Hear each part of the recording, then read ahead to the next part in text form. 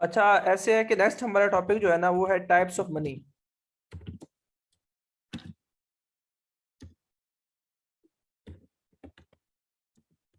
Sir ये क्या थी? टाइप सी नहीं थी सर?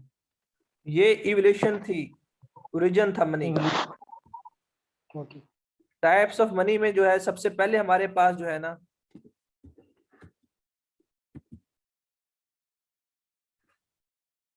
जी हसन अली,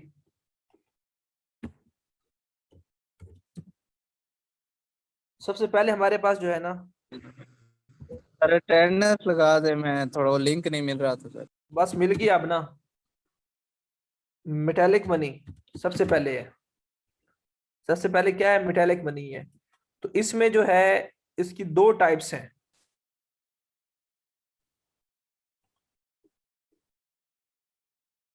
सर ये पेज नंबर कौन से पढ़ा रहे हैं? पेज नंबर नहीं है इसका, या आपने ऐसे याद करना है। इसकी दो टाइप्स हैं। एक को हम कहते हैं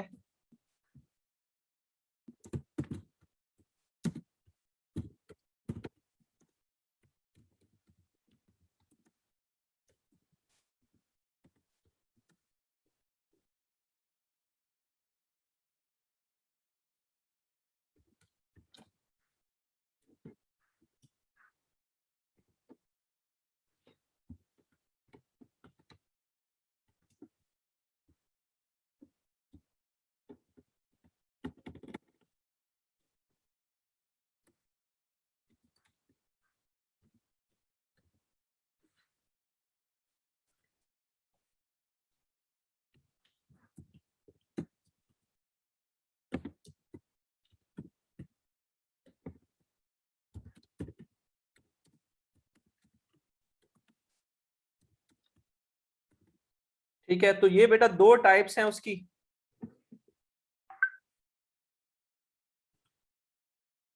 ये साथ साथ लिखते जाएंगे तो आसानी होगी, नहीं लिखना तो आपकी मर्जी है। दो टाइप्स है मेटेलिक मनी की। मेटेलिक मनी कौन सी पड़ी थी? वो जो कि सिल्वर, गोल्ड या इस तरह की प्रीशियस मेटल है उसकी फॉर्म में हो। और कॉइन्स जो मैंने अभी आपको बताया था, तो वो कॉइन्स में भी यूज होता है। एक हमारे पास फुल बॉडीड मेटेलिक मनी होती है, या ऐसा आप कह सकते हैं फुल बॉडीड कॉइन्स भी कह सकते हैं। और एक हमारे पास स्टैंडर्ड कॉइन्स होते हैं। एक हमारे पास फुल बॉडीड कॉइन्स होते हैं और एक हमारे पास जो है वो स्टैंडर्ड जो है वो कॉइन्स होते हैं। अब जो फुल बॉडीड कॉइन्स होते हैं, वो सपोज अगर 2 रुपए का कॉइन है ना, 2 रुपए का सिक्का है, तो उस पे जो मटेरियल लगा होगा, जो मेटल लगा होगा, वो भी कितने का होगा? 2 रुपए का। जो मेटल लगा होगा वो भी उसका 2 रुपए का होगा, और जो उसकी वैल्यू है, फेस वैल्यू, वो भी उतनी होगी। मतलब उसकी फेस वैल्यू जो है वो उसकी इंट्रिंसिक वैल्यू, उसकी जो अपनी वैल्यू है उसके बराबर होगी। जितनी उसकी क्या कहते हैं, उस मेटल के ऊपर जितना लिखा हुआ है, उस कॉइन के ऊपर जितनी अमाउंट लिखी हुई है, सपोज 2 रुपए लिखे हुए हैं, तो उसमें जो आपने मटेरियल यूज किया है वो क्या होगा? वो भी 2 रुपए का होगा। वो मटेरियल भी कितना, कितने का होगा? 2 रुपए का होगा। किसी को इसमें मसला है तो बेटा बताएं यहाँ पे।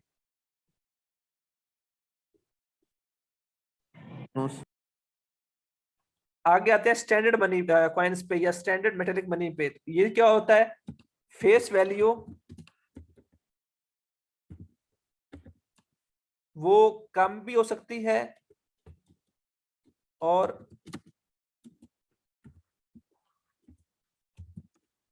ज्यादा भी हो सकती है। फेस वैल्यू मतलब सर बनने में जो कास्ट आएगी?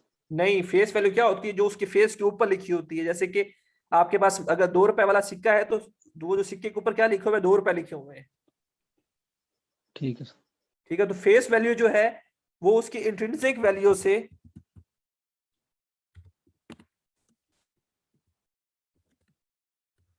बड़ी या छोटी हो सकती है। वो अब बड़ी है या छोटी है सेम उससे नहीं हो गर्ज नहीं सकती, हमें। बड़ी या छोटी होगी? जी बच्चे, बड़ी भी हो सकती है और छोटी भी हो सकती है। ये देखिए ना, लेस देन, सेम और नहीं ये होगी साइन है सर इसकी ग्रेटर स्टैंडर्ड देन। वैल्यू? तो वो उससे बड़ी या छोटी, अगर दोनों इक्वल हैं तो वो हमारे पास फुल बॉडीड कॉइन्स होगा। और अगर उसकी जो फेस वैल्यू है वो इंट्रिंसिक वैल्यू से बड़ी या छोटी है, कम या ज्यादा है, तो क्या बन जाएगा? आपके पास स्टैंडर्ड कॉइन बन जाएगा। जी Nasir. Okay sir.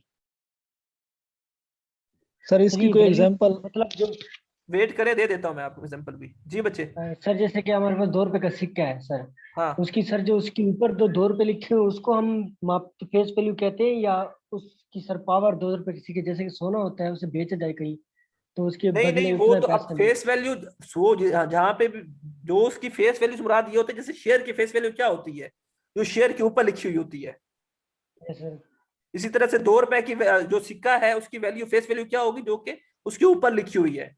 Intrinsic value क्या होगी कि एक्चुअल में वो कितने का है, उसको बनाने पे कितनी कॉस्ट आई है। ओके। जी बच्चे, और कोई क्वेश्चन? किसी को मेटेलिक जी मनी में सर, बताएं। जी बच्चे। अजहर। स्टैंडर्ड कॉइन्स की कोई एक एग्जांपल सर। मैं बता देता हूँ। कुछ अर्सा पहले तो आपको याद है यहाँ पे पाकिस्तान में ना, शायद हाँ याद ही होगा, इतनी पुरानी बात नहीं है, तांबे का सिक्का हुआ करता था 1 रुपए का, तांबे हाँ। हुआ का। करता होगा सर। यस सर, जी बिके सर। हैं, महंगे महंगे बिके हैं हाँ बाद में बिके थे, बाद मतलब में। वो जिसका कलर जो है वो कलर मेरे जहन उसका और जो है ना, वो नाम सर नहीं आ अभी रहा। भी घर वो में सर पड़े हैं पर्पल पर्पल पर्पल साइज का होगा, सोने की तरह। नहीं सोने की, रेड सा रेड कलर होता हाँ है, रेड, ब्राउन ब्राउन प्योर थोड़ा रेड नहीं था वो। ब्राउन ब्राउन सा था सर, हाँ सर ब्राउन सर ब्राउन सा ब्राउन था। वो जो फर्नीचर कलर टाइप सर। ठीक है ठीक है, ओके ओके, वो जो मेटल था ना, वो महंगा पड़ता था। वो अगर 1 रुपए का सिक्का है ना, 1 रुपए का, उसके ऊपर है तो 1 रुपए जी का ना, सर। वैल्यू तो 1 रुपए है उसकी, लेकिन वो बनाने में जो कॉस्ट आती थी ना उसको, वो आती थी कम से कम जो है वो 3 से 4 रुपए, क्योंकि वो जो सिक्का था ना, उसमें जो उसने तांबा लगा हुआ है वो महंगा था। ठीक है। जी सही उसकी समझ, कॉस्ट क्या थी, ठीक। उसकी कॉस्ट ज्यादा थी, उसको बनाने पे कॉस्ट ज्यादा थी, लेकिन ज्यादा उसकी सर। फेस वैल्यू जो है वो कम थी। तो वो क्या आप कह सकते थे, वो क्या है आपके पास, स्टैंडर्ड मनी है। वो क्या है, स्टैंडर्ड मनी है। Standard money. ठीक है। उससे आप स्टैंडर्ड कॉइन्स कह सकते हैं, स्टैंडर्ड मेटेलिक जो है ना मनी कह सकते हैं आप उसको। वैसे पाकिस्तान में जितने भी सिक्के हैं ना, जितने भी कॉइन्स हैं, उन सब की वैल्यू जी उनकी फेस वैल्यू से ज्यादा है, सिवाय कुछ अर्सा पहले 50 रुपए का सिक्का आया था फिर बंद हो गया था, उसकी जो है वैल्यू कम थी। और अभी 10 रुपए का एक सिक्का आया हुआ है, उसकी वैल्यू भी जो है वो 10 रुपए से कम है। बाकी जितने भी सिक्के हैं ना, 1 रुपए वाले या 2 रुपए वाले, उनकी वैल्यू ज्यादा है, बनाने पे खर्चा उसका ज्यादा आया हुआ है, लेकिन वैसे उसकी फेस वैल्यू कम है। ये सिर्फ पाकिस्तान में ही है या ऑल ओवर द तो वर्ल्ड? सर इसे पाकिस्तान की बात कर रहा हूँ मैं। ऑल ओवर द वर्ल्ड मुझे बनाने का कंफर्म जो नहीं है कि उनके पास सिक्के कौन कौन से एग्जिस्ट करते हैं। Okay okay sir. तो वो सारे किस में आते थे, पाकिस्तान की जितने भी कॉइन्स हैं, सिवाय 50 वाला जो कि कुछ अरसे के लिए इशू हुआ था, बाद में बंद हो गया था, उसकी वैल्यू कम थी। बाकी जितने भी कॉइन्स हैं उन सब में जो है वो फेस वैल्यू जो है वो कम होती है, इंट्रिंसिक वैल्यू ज्यादा होती है। जी बच्चे। नासिर। सर हम यहाँ कास्ट को इंट्रिंसिक वैल्यू कहते हैं, मतलब इसमें जैसे हम हाँ पहले उसको कास्ट बनाने पढ़ते पे थे। उसकी वैल्यू जितनी भी है उसमें जो है, असल में कास्ट आप टोटल कास्ट नहीं कह सकते, उसमें जो तांबा लगा हुआ है, आप उसको आप आखिर आपने बनाना है तो उस पर लेबर भी लगती है ना, उसको उस शेप में ले आना, उसको जो है वो भट्ठी में तपाना, वो चीजें शामिल नहीं है। जो उसकी असल वैल्यू है, एक्चुअल वैल्यू जो आप कह सकते हो, उस मेटल की जो वैल्यू है। ओके सर, शक्ल मिलाने से पहले जो मेटल की वैल्यू है, जी जी। शक्ल के खर्चे नहीं डालने बीच में। नहीं नहीं वो नहीं है। Okay sir. किसी और का कोई क्वेश्चन?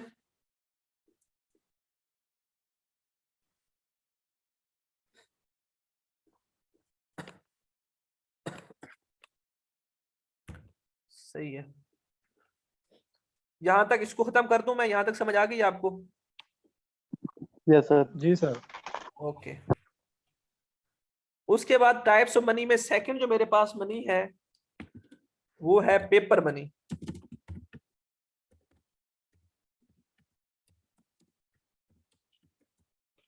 ठीक है। तो पेपर मनी की जो है वो 3 टाइप्स हैं।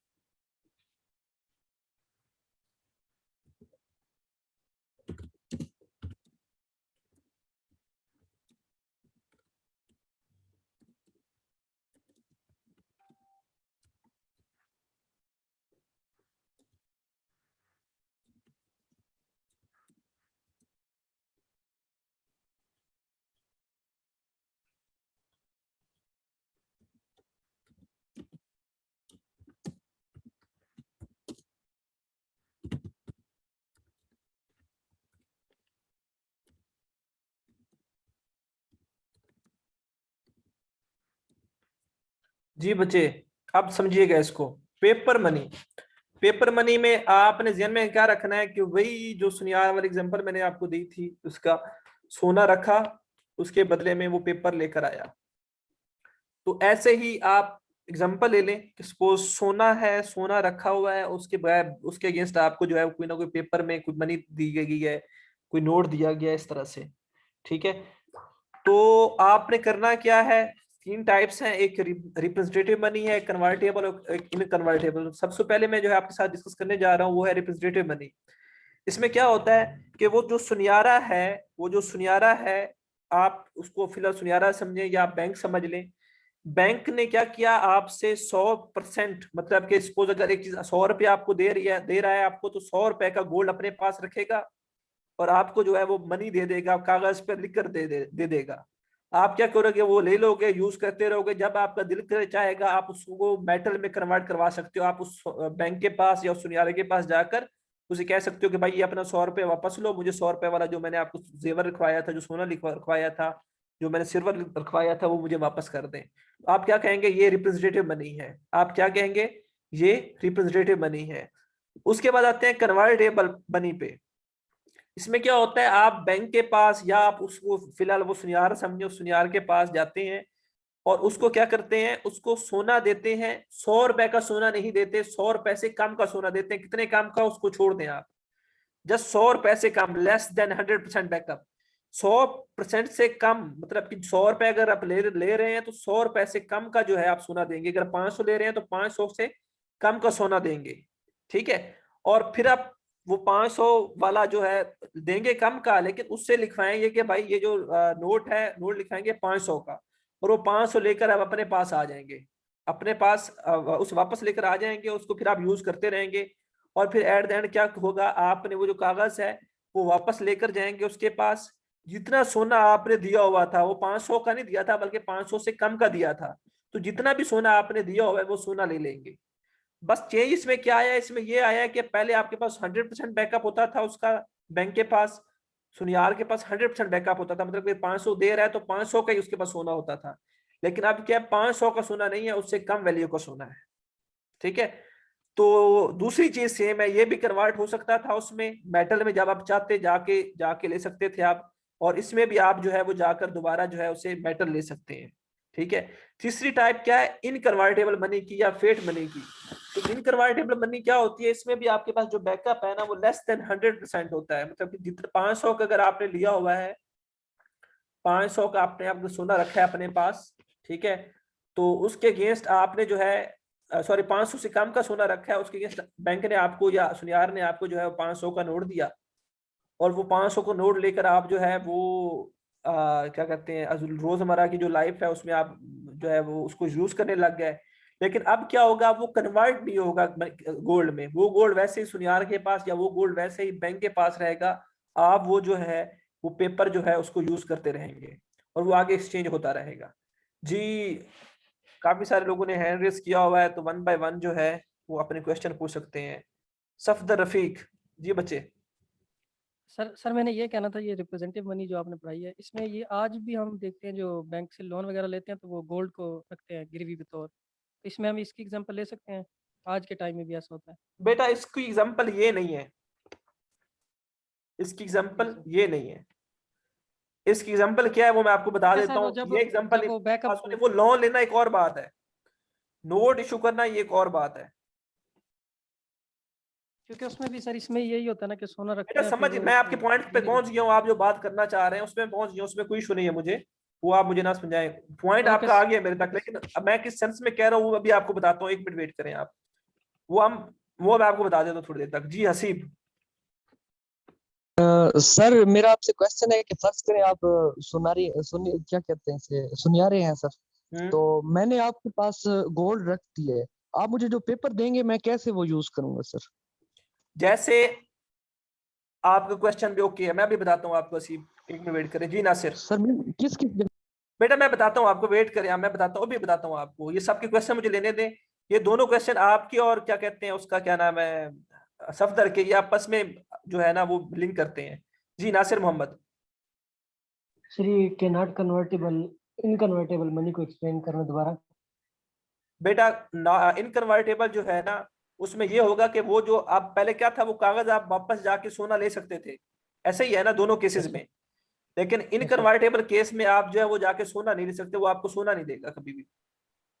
सर सोना जमा करवाना होता है? पहले आपने जमा करवाया है ना, हर केस में आपने जमा करवाया है, यहाँ पे 100% सोना दिया है, उसने आपको कागज लिख कर दिया है, आपने यूज किया फिर वापस अच्छा। कर दिया है। इसमें भी आपने जो है 100% से कम सोना दिया है उसको, और फिर आपने उसने आपको कागज इशू किया है, फिर उसने आपको क्या किया है, कागज इशू किया है, और फिर जो है आप उसको यूज करते रहे, और फिर आप वापस जाके सोना ले सकते हैं। इसमें भी, इसमें क्या हुआ, इसमें भी जो है आपने उसे क्या किया है, उसे आपने 100% जो है वो सोना नहीं दिया, लेकिन लेस देन 100% सोना दिया है या कोई भी मेटल दी है, उसने आपको नोट इशू किया है, ठीक है। लेकिन आप अब वापस जाके सोना डिमांड नहीं कर सकते। ओके। क्लियर हुआ नासिर? Yes sir. नासिर, अब अजहर अब्बास। सर जी ये जो है इनकन्वर्टेबल, इसमें सर सोना कम देते हैं और वो वापस भी नहीं ले सकते। हाँ, तो सर वो जो सुना रहे उसे तो फिर सर हर बार भी लॉस होगा क्योंकि सोना तो कम होगा। तो ये वो पागल तो नहीं सोना था कि कम हो वो उससे हर क्या किसी से मुराद? ले ले। आपने कहा है कि 100% नहीं देते, मतलब हाँ 500 रुपए अगर उसकी कीमत है तो सोना उससे कम होगा, तो उसे तो सर सीधा लॉस है ना, वो वापस बेटा, भी तो नहीं लॉस या करना। प्रॉफिट वाला सिस्टम नहीं है, हम कोई किसी का लॉस या प्रॉफिट काउंट नहीं कर रहे, हम कोई अकाउंटिंग नहीं पढ़ रहे, इनकम स्टेटमेंट नहीं बना रहे, हम सिस्टम बता रहे हैं। ये 3 सिस्टम है हमारे पास। अब वो कैसे अप्लाई होने, वो वेट करें, वो मैं भी आपको बताता हूँ कि ये किस सेंस में मैंने बात की है। और पहले तो सुनियार के साथ चले, अब हम बैंक के साथ चलेंगे। सर ये तो स्टेट बैंक का काम होता है ना, ये तो सोना रखना वगैरह। मैं भी उसी बात पे आ रहा हूँ, नासिर वेट करें आप। जी अजहर। ठीक हो गया सर, समझ आ गई, मतलब कि अभी वेट करो। हाँ, अच्छा, अब मैं आपको ठीक। जो है ना वो रियलिटी के या हकायक के ऊपर बात करता हूँ। सुनियार वाली एग्जांपल तो कभी किसी दौर में हुआ करती थी, उसको हम साइड पे रखते हैं। अब हम प्रैक्टिकली आजकल की जो लाइफ है उस पे आते हैं। ऐसे ही होता है कि हर मुल्क में एक सेंट्रल बैंक होता है, हर मुल्क में एक सेंट्रल बैंक होता है जिसका काम होता है नोट इशू करना। अब जैसे पाकिस्तान की अगर मैं एग्जांपल लूं, तो पाकिस्तान में स्टेट बैंक क्या है, सेंट्रल बैंक क्या, बैंक और भी काफी सारे हैं, HBL है, MCB है, अलाइड बैंक है, लेकिन मैं किसकी बात कर रहा हूँ, जस्ट सेंट्रल बैंक की बात कर रहा हूँ। तो जब सेंट्रल बैंक का क्या काम है, उसका काम यह है कि उसने क्या करना होता है, उसने नोट इशू करने होते हैं, कि इसका ये काम है, और भी कुछ है, वो कुछ है वो बाद में देखेंगे। अभी हमने किस पे फोकस करना है, नोट इशू करने पे। तो स्टेट बैंक ने क्या करना होता है, नोट इशू करने होते हैं। तो स्टेट बैंक जब नोट इशू करेगा तो उसके पास 3 मेथड्स हैं। स्टेट बैंक ने कौन सा मेथड अडॉप्ट किया हुआ है वो बाद में डिस्कस करेंगे। 3 मेथड है। एक तो ये मेथड है कि वो जब नोट इशू करे तो उसके अगेंस्ट वो 100%, मतलब अगर 500 वाला वो नोट इशू कर रहा है तो 500 का सोना डिमांड करे गवर्नमेंट को। नोट इशू करने की हिदायत जो है ना वो गवर्नमेंट देती है, मिनिस्ट्री ऑफ फाइनेंस देती है कि इतने नोट इशू करो। तो जब स्टेट बैंक नोट इशू करने के बारे में सोचेगा ना, तो वो क्या पूछेगा, कहेगा मिनिस्ट्री ऑफ फाइनेंस को, ठीक है मैं नोट तो इशू करता हूँ, मुझे आप 100 रुपए का जो है ना, सॉरी 100% जो है वो सोना दे। 500 अगर आप कह रहे हैं 500 का नोट बनाऊं, तो मुझे 500 का सोना दे। तो क्या करेगा वो, मिनिस्ट्री ऑफ फाइनेंस क्या करेगी, उसे 500 का सोना देगी। कहां से देगी, उसकी मर्जी, कहां से मर्जी दे। वो 500 का सोना देगी तो स्टेट बैंक क्या करेगा, 500 का नोट इशू करेगा। ये एक मेथड है जिसे हम क्या कह सकते हैं, ये रिप्रेजेंटेटिव मनी है। इसमें यह भी हो सकता है, अब 500 उसने इशू किया, किसी के पास आता आता नासिर के पास पहुंच गया। अब नासिर ने सोचा कि भाई ये 500 जो है मेरे पास पहुंच गया है, तो हालात का पता नहीं, आजकल डॉलर की वैल्यू बड़ी बढ़ती आ रही है, तो मैं तो भाई सोना लेकर रखता हूं अपने पास। वो क्या करेगा, स्टेट बैंक के पास जाएगा, या जो भी सेंट्रल बैंक होगा, वो ज्यादा मुनासिब वर्ड है सेंट्रल बैंक का, वो भी सेंट्रल बैंक के पास जाएगा और कहेगा कि भाई ये लो अपना नोट, ये लो अपना जो आपने मुझे दिया है, पैसे दिए हैं आपने 500 जो मेरे पास है, ये 500 लो, मुझे 500 का सोना दो। तो जो भी सेंट्रल बैंक होगा वो 500 का उसे सोना दे देगा। ये क्या है, रिप्रेजेंटेटिव मनी है। यहां तक कोई मसला है बच्चे? सर जी वो जो सेंट्रल बैंक होता है वो सिर्फ सोना ही रखता है, उसके बदले मतलब नहीं, अगर सोना 500 सिर्फ बनाना नहीं, है तो कोई भी कोई प्रीशियस मेटल। हो मेटल, मतलब उसके बदले आगे बंदा रकम जमा नहीं करवा सकता। समझ नहीं आई। मतलब कि उसने सर अगर 500 रुपए का नोट इशू करना है तो उसके बदले 500 रुपए ही रखवा दे कोई। बेटा एक अभी फिलहाल तो मेटल समझे, कुछ फॉरेन एक्सचेंज भी है, वो वेट करें उस चीज का। अब हम सिर्फ एक नॉर्मल बैंक की बात कर रहे हैं, सॉरी एक सेंट्रल बैंक की बात करें हम। स्टेट बैंक की क्या पॉलिसी है उसको हम नहीं छेड़ रहे। एक सेंट्रल बैंक कोई भी वो क्या कर सकता है, वो उसके अगेंस्ट नॉर्मली मैटर रखता है, नॉर्मली मैटर रखता है। कुछ और चीजें भी हैं वो बाद में देखेंगे, आप फिलहाल नॉर्मली मैटर पे फोकस करें। ठीक है सर, मैं वेट ठीक है, उसके बाद कहते हैं, बात करते हैं कन्वर्टेबल मनी पे। कन्वर्टेबल मनी पे क्या होगा कि मिनिस्ट्री ऑफ फाइनेंस कहती है सेंट्रल बैंकों के भाई नोट इशू करें 500 का। तो सेंट्रल बैंक कहता है कि भाई नोट तो मैं इशू करता हूं लेकिन मुझे आप सोना दें, कोई भी मेटल दें, प्रीशियस मेटल। वो कहते हैं कि उसकी वैल्यू कितनी होनी चाहिए, उसकी इंट्रिंसिक वैल्यू कितनी होनी चाहिए। तो वो कहता है कि भाई 500 का करना है ना, तो 500 से कम जितनी मर्जी दे दो। वो 500 से कम कितनी है, वो उस हर बैंक ने अपनी एक रेशो सेट की होती है, उस पर हम बहस नहीं करेंगे कितनी है। वो जितनी भी रेशो सेट की हुई होती है उसको उतना जो है वो मेटल दे दिया जाता है, और वो बैंक जो है उस अमाउंट का नोट जो है वो इशू कर देता है। जब नोट इशू हो जाता है तो वो घूमता रहता है घूमता रहता है। तो जब नासिर के पास आता है तो नासिर कहता है कि भाई मैंने जो इसके अगेंस्ट जो है वो क्या कहते हैं सोना लेना है। तो नासिर चला जाता है जो बैंक होगा सेंट्रल बैंक उसके पास, और उससे जाके वो जो है सोना ले लेगा जो उसके अगेंस्ट उन्होंने रखा हुआ है।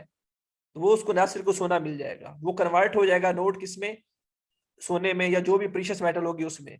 किसी को कन्वर्टेबल मनी में इशू है तो बेटा बताएं। सर ये क्यों यूज की जाती है जबकि वो सबके लिए बेस्ट है? पहली बेटा टाइप बेस्ट तो शेस्ट दूसरी वाला टाइप आप क्यों डिसीजन ना ले, अभी अभी आप डिसीजन नहीं ले सकते उसमें। उसमें आप कुछ ओके इश्यूज सर, हैं, वो इश्यूज क्या है अभी थोड़ा सा वेट करेंगे, एंड पे बता दूंगा क्या इशू है। ओके सर, आपने अभी क्या क्वेश्चन मेथड कर पढ़े कि सकते ये हैं? मेथड है, हम कौन सा अडॉप्ट कर रहे हैं, कोई कंट्री कौन सा अडॉप्ट कर रहा है वो बाद में देखेंगे। ये मेथड्स हमारे पास कुछ हैं जो कि हमने डिस्कस करने हैं आपके साथ। मैंने तीसरा बात करते हैं इनकन्वर्टेबल मनी के ऊपर, जिसे फेट मनी भी कहते हैं। इसमें क्या होता है कि 100% से कम, वही मिसाल ministry of finance central bank को कहती है कि भाई मुझे जो है आप क्या करें, नोट इशू करें 500 का। तो वो कहता है कि भाई सोना या कोई भी प्रीशियस मेटल रखो। तो वो प्रीशियस मेटल रखते हैं और उसका जो है नोट इशू हो जाता है। लेकिन जब नासिर तक पहुंचता है और नासिर कहता है कि भाई मुझे जो है इसके बदले में गोल्ड चाहिए या सिल्वर चाहिए या कोई भी और मेटल चाहिए, तो जब वो बैंक के पास जाएगा तो बैंक कहेगा कि भाई सॉरी, मैं इसको जो है वो कन्वर्ट नहीं कर सकता क्योंकि मैंने जो है इनकन्वर्टेबल मनी जो है उसकी बेस के ऊपर इसको इशू किया है। तो अब ये तीनों आपके पास सामने आ गए, इसमें से बेस्ट कौन सा है या बुरा कौन सा है या अच्छा कौन सा है ये बाद में देखेंगे। अभी जस्ट मुझे ये बताएं कि इन तीनों कंसेप्ट की समझ आ गई आपको? यस सर, समझ आ गई है। अब मैं आता जी हूं जी सर, आ गया। उस क्वेश्चन के ऊपर। पहला है रिप्रेजेंटेटिव मनी। इसमें क्या था, 100% बैकअप था, सब कहते हैं जी। रफी इकबाल पहले आप क्वेश्चन पूछ लें। सर इनकन्वर्टेबल में नासिर की वाली एग्जांपल से समझा दें। नासिर के पास वो नोट आया 500 का, तो नासिर गया बैंक में। नासिर ने बोला कि भाई मुझे जो है ना पैसे नहीं चाहिए, मुझे सोना चाहिए, मुझे सिल्वर चाहिए। तो बैंक ने रिफ्यूज कर दिया, बैंक ने बोला सॉरी मैं इसको कन्वर्ट नहीं कर सकता सोने में या क्या कहते हैं सिल्वर में या किसी भी और मेटल फॉर्म में। तो आप इसे क्या कहेंगे, इसे आप कह सकेंगे ये इनकन्वर्टेबल मनी है या इसे फेट मनी कह सकते हैं आप।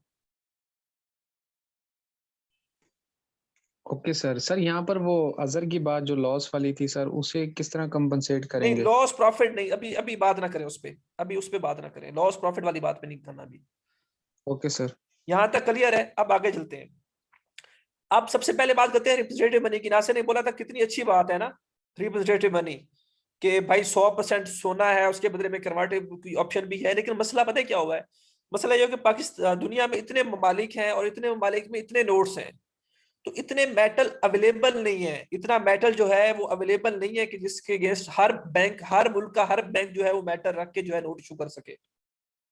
ठीक है, तो वो पॉसिबल नहीं था कि इतना मेटल हर कंट्री के पास होता। ठीक है, तो उन्होंने क्या सोचा, उन्होंने ये सोचा फिर अगर ये मेटल नहीं होता तो इट मींस आप दोबारा वो मनी जो है वो बार्टर सिस्टम में चले जाएंगे, फिर आपके लिए वो इश्यूज आएंगे। तो उन्होंने फिर जो है वो 100% बैकअप वाली शर्त हटा दी और कन्वर्टेबल पे आ गए। अब कन्वर्टेबल में सर एक जी चीज तो आवाज अच्छी नहीं आ थी, रही। वो क्या चीज अच्छी थी कि बैकअप 100% नहीं था, उससे कम था। वो जरूरत के हिसाब से जितना मुल्क में सोना होता है उस हिसाब से वो जो बैंक होता है सेंट्रल बैंक वो उस रेशियो को चेंज करता रहता है। ये बात तो समझ में आ गई। अब एक और मसला हो गया, वो क्या हो गया, हर तीसरा चौथा बंदा बैंक के पास चला जाता है, भाई ये अपना नोट रखो मुझे जो है वो सोना दो। हर तीसरा चौथा बंदा जो है इस रोले में पड़ जाता था तो भाई अपना नोट रखो और मुझे जो है मेरा गोल्ड दो या मुझे जो है सिल्वर दो। तो अब बैंक का काम ये तो नहीं रह गया कि भाई वो गोल्ड ही चेंज जो है वो तब्दील करता रह जाए। बैंक ने तो और भी काफी सारे काम करने होते हैं। तो उन्होंने फिर क्या किया, फिर वो इनकन्वर्टेबल पे आ गया। अब इनकन्वर्टेबल में दोनों जो इश्यूज थे कौन कौन से, एक लेस देन 100% बैकअप वाला, वो भी रिजॉल्व हो गया, और दूसरा जो बार बार वो बैंक को तंग करने के लिए आ जाते थे कि भाई मुझे सिल्वर दो या मुझे गोल्ड दो, वो इशू भी रिजॉल्व हो गया। तो अब ये तीनों कंसेप्ट जो आपके इश्यूज थे उसको साथ लेकर मैं चला हूं। कुछ क्लियर हुआ तो बेटा क्लियर हुआ, या कुछ क्वेश्चन है तो बेटा पूछे। सर क्लियर तो हो गया, कुछ एक्स्ट्रा क्वेश्चन है सर। बेटा पूछे क्वेश्चन, लेकिन कोशिश करें आगे ना जाए, जो पढ़ाया है उसके अंदर अंदर रह के पूछे क्वेश्चन।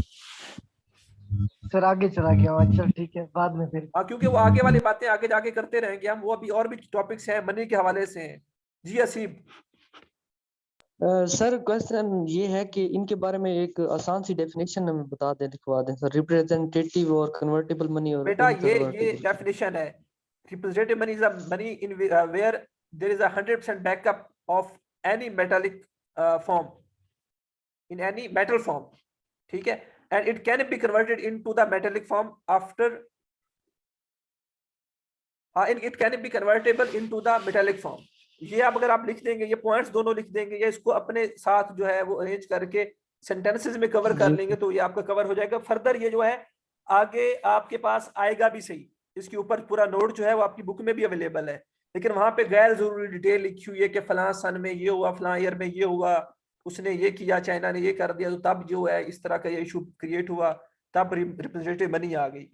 तो आप जस्ट जो बातें मैंने डिस्कस की हैं इसको आप एज इट इज लिख देंगे तो आपका जो है पेपर हो जाएगा, और समझ भी आपको ओके आ सर। जाएगी। जी सर, थैंक यू। सर ये पेपर फिजिकल होगा अभी दफा? बेटा अभी ये आईडी कंफर्म नहीं है, आज भी कोई मीटिंग ठीक है सही है, देखो क्या डिसीजन होता है उसमें। जी नहीं चौधरी कोरोना अब्बास, दोबारा बढ़ रहा है ना, चौधरी तो अब्बास। शायद दोबारा। जी बच्चे। सर फर्स्ट वाला को वाइवा फिजिकल हो रहा है, हमारा भी होगा? बेटा अभी कुछ भी नहीं कह सकते आपका क्या होना है, अभी आपका कोई डिसीजन नहीं हुआ। सर ये पीछे से फैसले आते हैं इसके वाइवा वगैरह के, कि फिजिकल होगा या ऑनलाइन? बेटा अभी इसके बारे में पूछे, ये डिस्कशन फिर बाद में करेंगे। जी अमार, चौधरी अमार।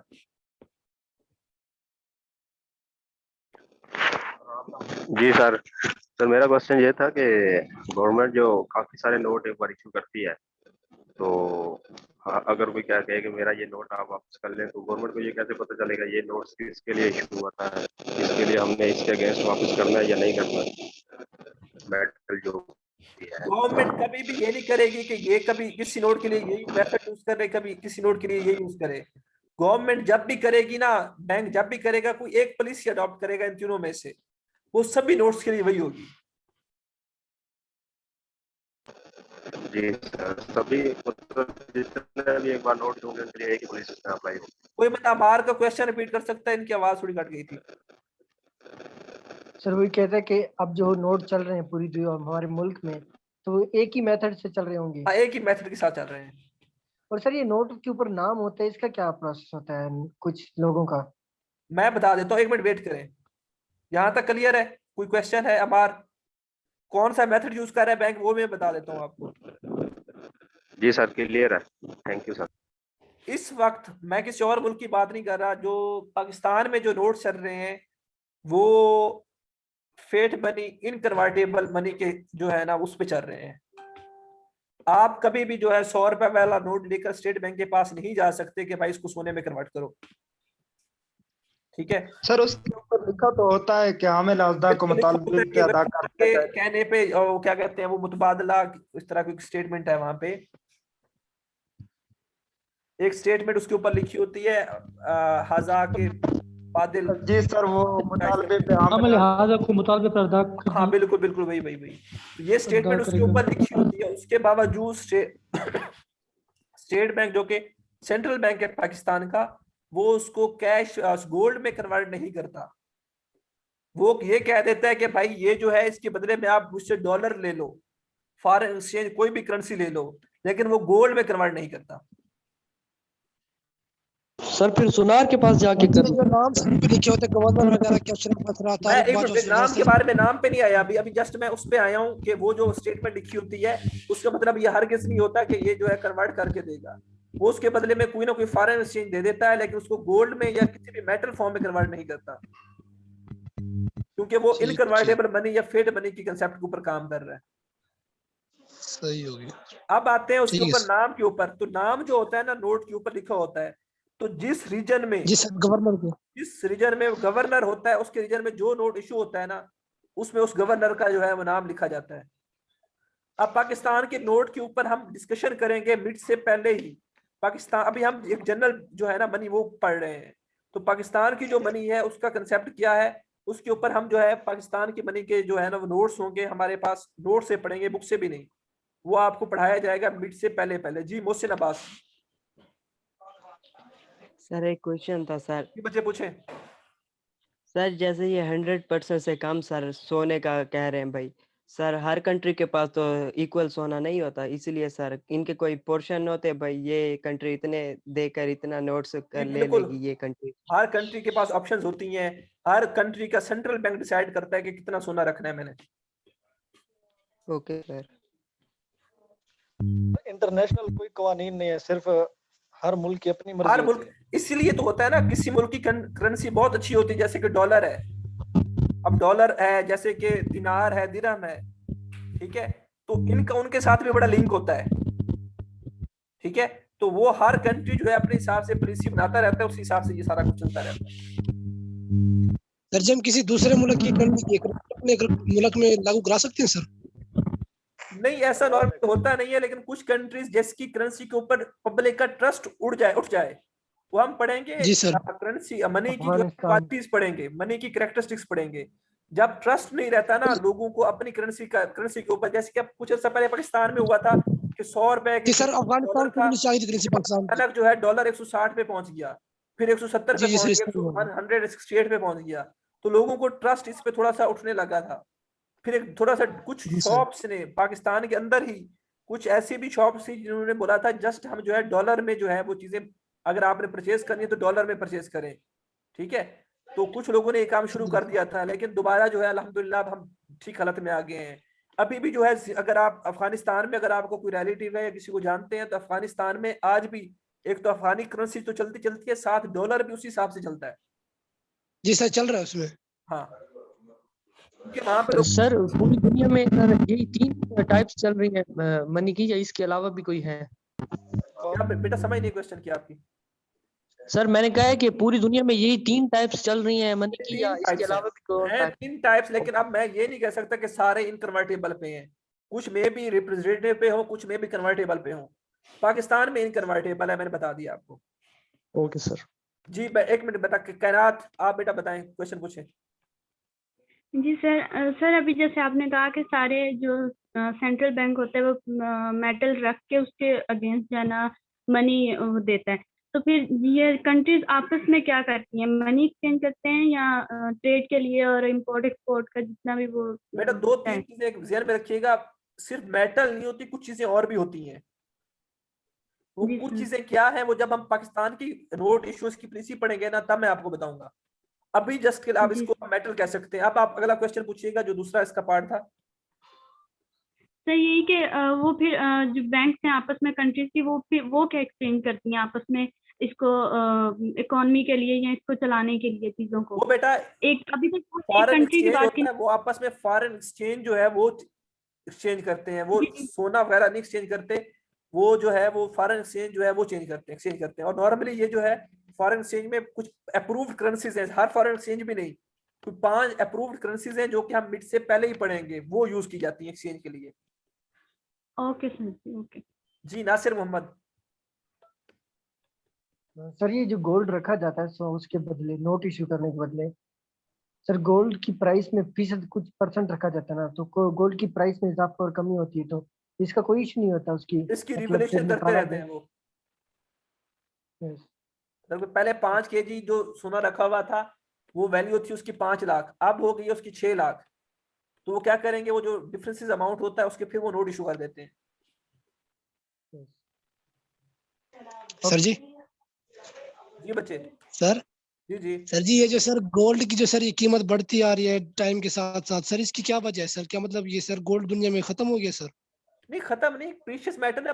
अभी जो गोल्ड की कीमत बढ़ी है ना, तो ये इररिलेवेंट क्वेश्चन है। उसकी वजह ये थी कि जब कम लोग जो है अपना पैसा बिजनेस से उठा लें। सपोज मैं पहले बिजनेस कर रहा हूँ, मैंने जो है फैक्ट्री लगाई हुई है, लेकिन अभी कोविड आया, पूरी दुनिया में ये चीज हुई है, लोग उन्होंने शेयर्स परचेज किए हुए थे, तो शेयर्स बेच कर दिए उन्होंने। मार्केट, स्टॉक मार्केट दुनिया की जो है बैठ गई, क्यों बैठी? कि हर बंदे ने शेयर्स परचेज कर दिए, सॉरी सेल कर दिए, शेयर्स बिकने लग गए। ठीक है, लोगों ने अपने जो पैसे जो है वो बिजनेस से निकालने लग गया। निकालने के बाद उन्हें ख्याल आया कि भाई ये पैसे कहाँ पे इन्वेस्ट करूं मैं। उन्होंने सोना परचेज करना शुरू कर दिया। तो हुआ क्या, स्टॉक मार्केट में शेयर्स की वैल्यू कम होने लग गई, क्योंकि वहां पे जो है चीजें, हर बंदा जो है सेल करने पे लगा हुआ है, परचेज करने वाला कोई नहीं है। और दूसरी तरफ लोगों ने सोना बाय करना शुरू कर दिया। तो जब सोना खरीदना शुरू कर दिया तो क्या हुआ, सोने की कीमत जो है वो बढ़ने लगी, सोने की डिमांड में जो है इजाफा हो गया, सोने की कीमतें बढ़ने सर जब लगी।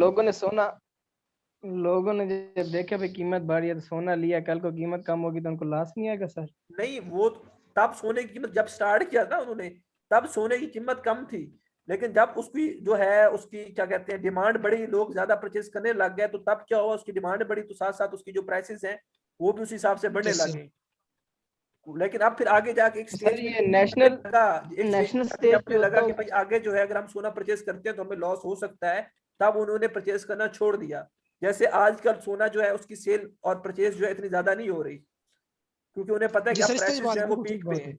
जब उसकी सोने की जी कीमतें सर। कम थी तब उन्होंने परचेज किया और उसको जो है यहाँ तक पहुंचा दिया। वैसे ये इररिलेवेंट क्वेश्चन था। आप जल्दी से अगली मीटिंग जी ज्वाइन करें सर। बच्चे। सर आप कब परचेज करने वाले हैं सोना? बेटा मीटिंग ज्वाइन करें, मीटिंग अगली।